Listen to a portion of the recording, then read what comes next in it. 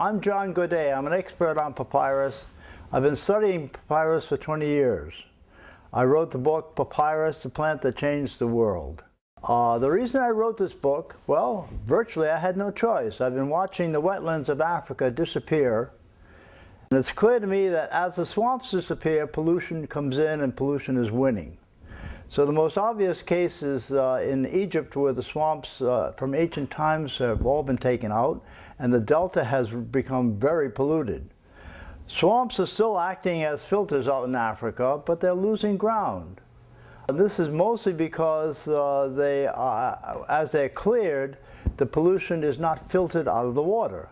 Now, in many of the swamps in Africa, the plant that dominates the swamp is papyrus. This is a plant that grows, it's a huge plant that grows up in the swamps.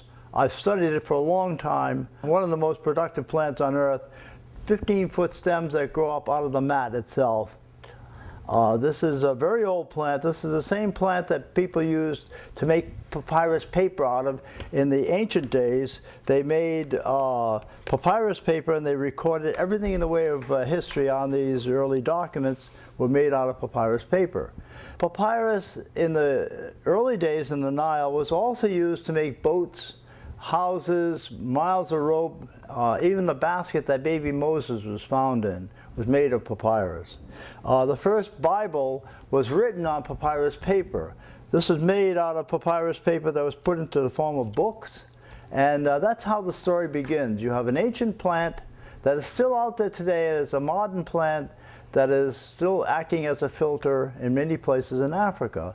And Africa's future depends on things like this. Until now, no one's made this connection between the ancient plant and the modern aspect of the plant.